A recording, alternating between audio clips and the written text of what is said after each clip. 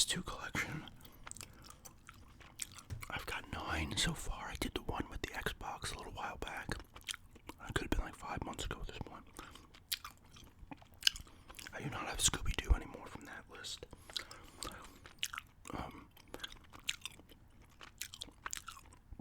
But now I'm kind of going full, not full on, but focusing on collecting games for it. It's either games I've never played or games I only played a little bit of. I may get an odd game a year or two that I actually played and completed that I kind of want to play again, but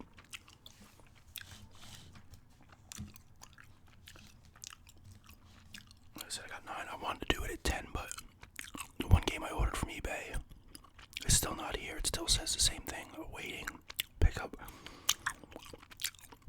I got a message to sell this week, even though I know it's probably a USPS thing. I just want to kind of say, hey, it's been 3 weeks, I haven't seen this thing. Do you have any idea where it might be or whatever? Of course, I'll probably end up here today, but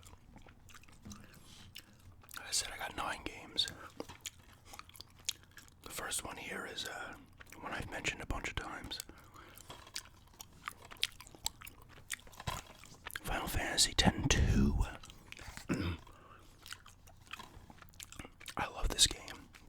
This copy I got at a garage sale. Wasn't last year. It would have been 2 years ago, I believe. I also have this on the Vita, the remaster.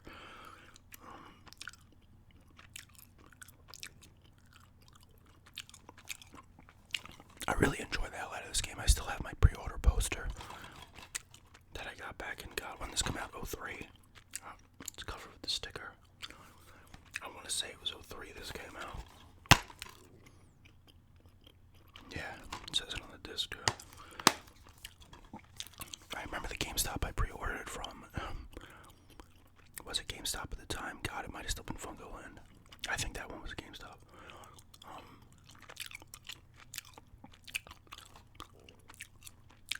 You only use the 3 characters in this one. Yuna, Riku, and Pain is new to the game. It's got the job system, so you can like change outfits in mid-combat, and then you'll do the things, the clothes you're wearing. This one's cool too, because Final Fantasy X was, kind of very serious. This one is completely kind of off the wall. The beginning is like Yuna's a pop star. She's wielding guns. That's like our main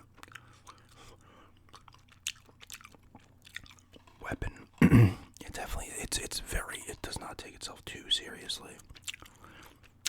But I really do enjoy the hell out of this game.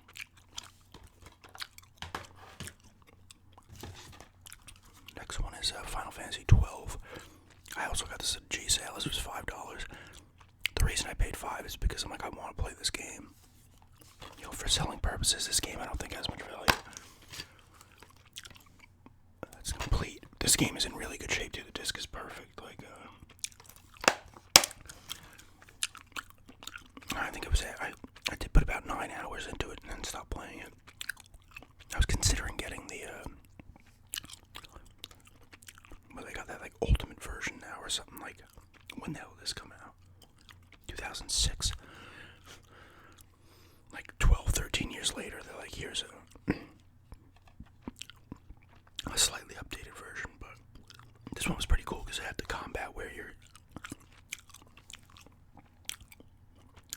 it's like this combat, I guess, is where like Final Fantasy 15 has the combat that this one has, really. You're kind of running around the enemies, you can move around and stuff. It seemed pretty cool. I was enjoying it, but then I just kind of put it down. I need to get back into it, though.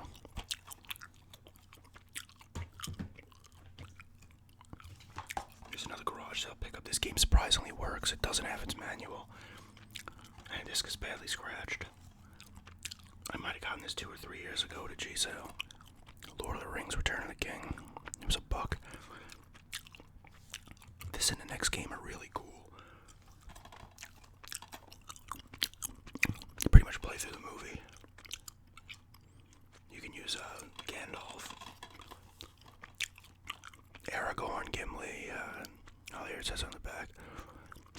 Gimli, Sam, Frodo. 1, 2, 3, 4, 5. That's only 6 of them. I would assume Merry and Pippin are also in there. And this would show cutscenes from the movie and stuff. It has like a tree, so you can do different branching paths depending on the characters in the story. So, you know, Aragorn, Legolas, and Gimli are going through the land of the dead or whatever, and stuff like that.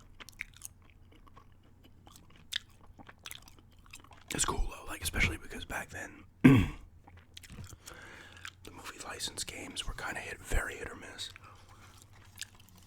And here's the 2 towers. I got this one off eBay for like under $5. This one you only play as Aragorn, Legolas, and Gimli.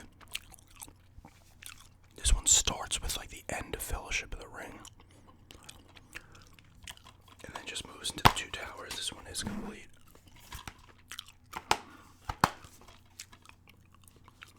It's cool. It's just kind of, the combat is you know, 'cause you can upgrade your moves and stuff, or unlock new moves. So it's just like it's not really like, it's like definitely quite light kind of, but you're not doing all types of crazy combos or anything like that. And you get interviews and stuff with the stars. These are cool. These are really cool games when they came out. I think this one was 02. And the Return of the King was 03.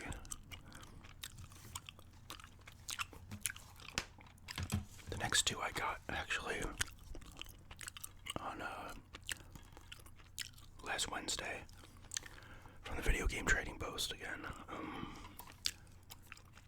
First one here is 24, the game. This is $5. Also complete. Fun fact, I was never into the 24 show, but I've heard this game was pretty solid. It's playing like an episode or a couple episodes maybe of the show. It's got all the people doing the voices and likenesses. It's got Dennis Haysbert there, and Kiefer Sutherland. I don't know who these 2 are. But it has all the voices and stuff, so that's kind of cool. It didn't review too poorly, but I kind of wanted to check it out. And it was a cheap PS2 game. It's one I never played, so here's one I played. I don't think I ever beat it. I played it on the Xbox, but it's State of Emergency. I believe it was on the PS2 first, and then came to the Xbox a little later. This game's pretty much like a riot simulator almost. Although if you read the manual, I'm not gonna read it, but this one was 6 and change. It's like the corporation takes over in this, and if you like read the story in the book, it's like yeah, that's how it's kind of going today. But you're just running around. You have to actually do specific things, you know, in it, and blow up stuff and do, you know. Yeah, a shadowy corporation seized control of your country. The people have taken to the streets in protest.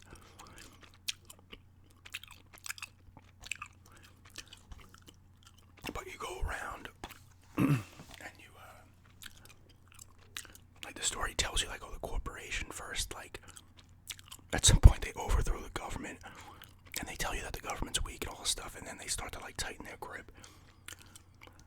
And then there's, like, one attempted rebellion that I guess the corporation squashes, and then there's the next one. It's like 2035. It takes place on. The one cool thing about this on the Xbox, which you can't do on the PS2, is I remember putting in, because you could burn your CDs onto the Xbox, and some of the games had custom soundtracks. This was one. So I'd put like Helmet on there and Ministry, you know, Faith No More, stuff like that. And there's a mode, it's in this one too, where you're pretty much just going through an area and you're blowing stuff up. And you know, it's like an arcade type point. You're getting points and stuff. So it was awesome listening to like my tunes that I put on there while doing that.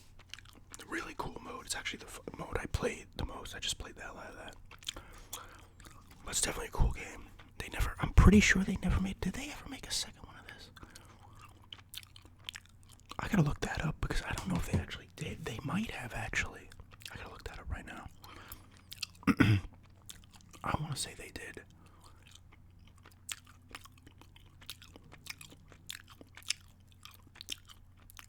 I could be completely wrong though. Let me see. State.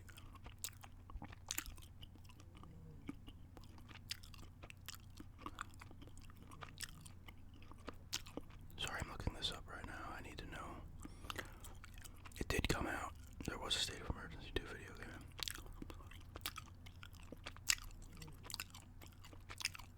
Came out in 06.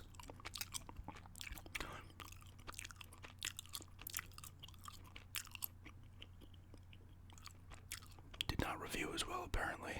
The first one reviewed fairly well. I was like, I'm looking at it, I'm like, I feel like I saw, like, I remember seeing like a cover or something. And here's the one I did the gameplay for, Spy Hunter. You saw me shit in the bed during the tutorial. Still, good smooth controls. I need to get back into it and get used to it. But that's another one that I played a little bit of back on the GameCube when it came out and then stopped. And here's the other one I got with that I showed in the pickup. Mission Impossible Operation Surma. Never played this one. But once again, $5. I'm like looking, I'm like in video game trading posts looking and seeing what the cheaper games are.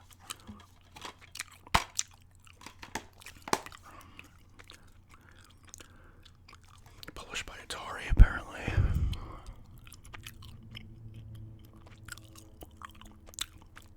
You got Ving Rhames actually doing the voice of his character in this one. I feel like this one would have came out after the second movie. I don't think there was another one by 2003. I want to say, didn't the third Mission Impossible come out like 06? But another one I wanted to check out. And it's cheap, so it's not a big risk. And the last one I mentioned is the one I'm actually playing now. Fatal Frame 3, The Tormented, that I ponied up some coin to get. Not $50 for a new copy, but with the way I spend on games, that is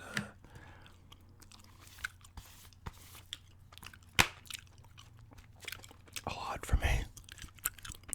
This manual, this is a late era title. This is 05 or 06.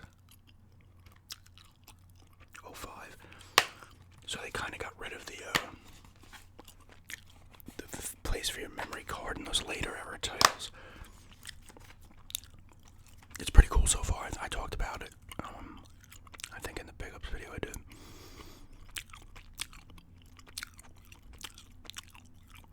It plays a couple different characters.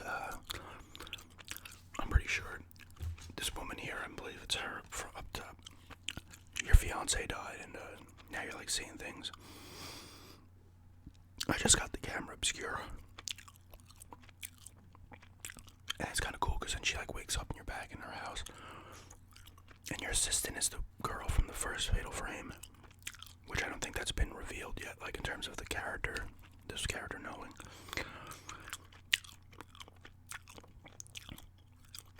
It's still fairly creepy.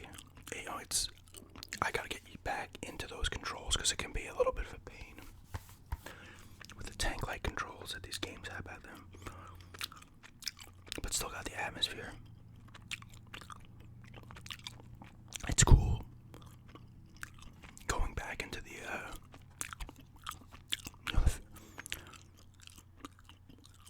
not dream world or whatever they're calling it. And your fiance had like a room to develop film, a dark room. So I took a picture of a character when I was dreaming or whatever.